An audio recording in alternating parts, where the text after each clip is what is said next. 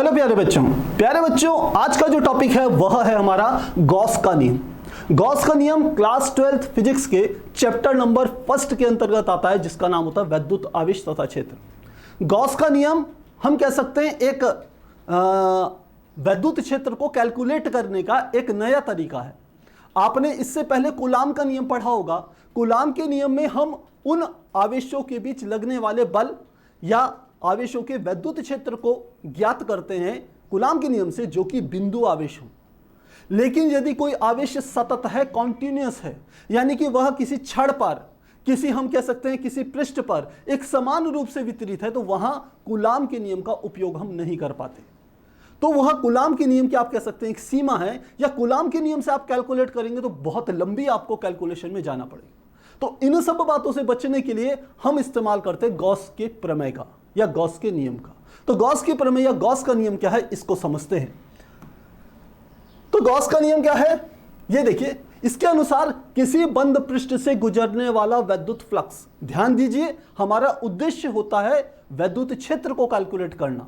कोई भी आवेशित पृष्ठ है, मेरे पास कोई एक तार है, उस पर एक समान रूप से आवेश फैला हुआ है या एक समान रूप से आवेश वितरित है, या हम कहें कोई मेरे पास पृष्ठ है, इस प्रकार से कोई एक पृष्ठ मैं यदि यहां पर बना दूं, ये बोर्ड ही है, इसको मैं आवेशित कर दूं और इससे कुछ दूरी पर वैद्युत क्षेत्र निकालूं, तो उसके लिए गॉस के नियम का ही उपयोग करेंगे। लेकिन गॉस का स्टेटमेंट एक दूसरे तरीके का है।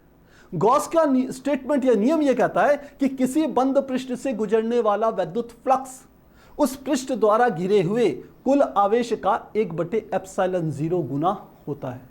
इस बात को समझिए। हमने कहा कोई एक पृष्ठ लेना है, मैंने पहले कोई एक आवेश बना दिया, मान लेते हैं यहां पर मैंने कोई आवेश ले लिया +q। अब ये +q आवेश हम कह सकते हैं किसी पृष्ठ पर एक समान रूप से फैला हुआ हो सकता है। ये पूरा मैंने एक पृष्ठ ले लिया।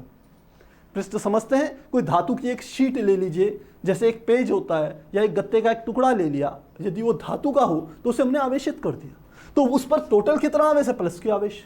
अब हम कहेंगे इससे कितना वैद्युत फ्लक्स निकलेगा। वैद्युत फ्लक्स आप जानते हैं किसी पृष्ठ से गुजरने वाली वैद्युत बल रेखाओं की संख्या को वैद्युत फ्लक्स कहते हैं।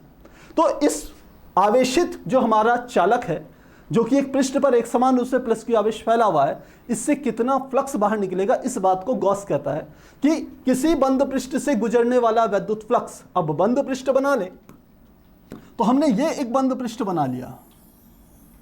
ये पृष्ठ मतलब बंद पृष्ठ, किसी बंद पृष्ठ से गुजरने वाला वैद्युत फ्लक्स उस पृष्ठ द्वारा घिरे हुए कुल आवेश का 1/ε0 गुना होता है।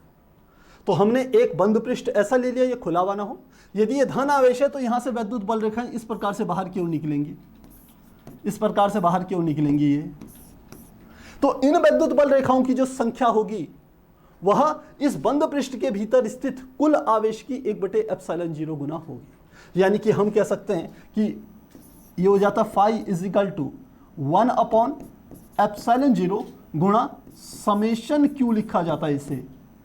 और इसी को आप φ = q/ε0 भी यदि लिख देते हैं तो कोई गलत नहीं है।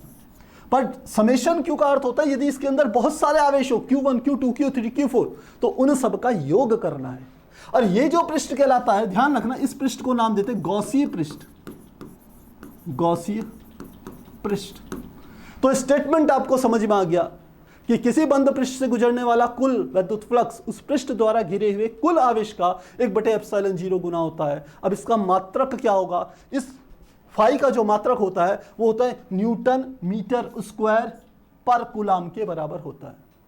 और सूत्र मैं आपको लिखा चुका हूं, सूत्र हमारा आता है φ = q/ε0। इंपॉर्टेंट बात क्या है, वैद्युत फ्लक्स एक अदिश राशि होती है। जो हम यहां फ्लक्स फाई कैलकुलेट कर रहे हैं, जिसका मात्रक न्यूटन मीटर स्क्वायर पर कूलाम है, ये कैसी राशि है, एक अदिश राशि है। तो इस बात को हम लिख लेते हैं कि वैद्युत फ्लक्स एक अदिश राशि है, अदिश राशि है। अब बहुत से बच्चों को यह बात भी समझ में नहीं आती, ये ε0 क्या है। ε0 होती है निर्वात अथवा वायु की वैद्युतशीलता। क्या है, ε0 निर्वात अथवा वायु की वैद्युतशीलता है, वैद्युतशीलता है।